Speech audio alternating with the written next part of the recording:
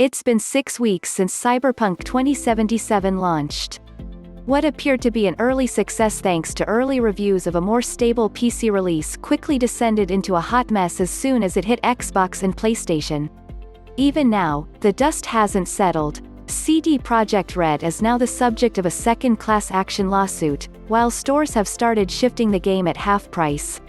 Yet this week, after finally finishing my own exhaustive, 98-hour playthrough of the game on Xbox Series X, I left Night City with the belief that Cyberpunk 2077 is one of the very best action RPGs in recent memory. Even with its countless ridiculous and often critical flaws, nothing has stopped me adulting quite like it, not since Fallout New Vegas, over 10 years ago. My Cyberpunk 2077 experience ended in the same way it started, with progression-halting enemies glitching through the floor, instant deaths by walking in places I shouldn't, and my clothes disappearing for no good reason. Even in V1.06, the wider experience was only marginally better. In my quest to complete every gig, side job, and story mission on the map, these bugs, for the most part, were just funny.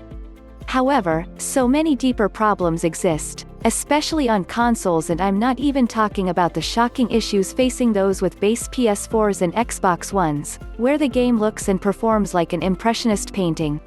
Cyberpunk's cursor-dependent UI is terrible. The map and quest selection process is a mess. Its short first act is boring and poorly paced. V isn't likable. You're deluged by phone calls from people you don't know or care about, like Delamain. It attempts way too many mechanics without really mastering one, particularly its often excruciating BD detective sequences. And yet, once the storyline finally gathers pace and purpose, the sum of its less broken parts transforms the game into something so compelling. For all its glitches, lulls, and occasional bouts of box-ticking boredom, it's a beautiful, well-written, and arresting experience with dozens of unforgettable moments. Just like New Vegas. If you've played both Cyberpunk 2077 and Obsidian's pseudo-sequel to Bethesda's Fallout 3, you can draw parallels between the two in a heartbeat. After being hired to transport something ridiculously valuable to a willing buyer, you get shot in the head and left for dead, only to survive and explore a post-nuke patch of a futuristic, dystopian, largely lawless Western US, encountering ostentatious rival factions and finishing your quest in an iconic city. The similarities between the two games run much deeper.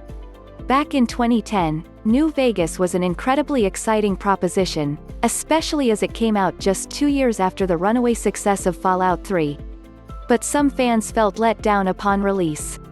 Initially, for me, New Vegas felt more like a big DLC drop than a sequel, and failed to deliver against my high expectations. On top of that, New Vegas was really broken.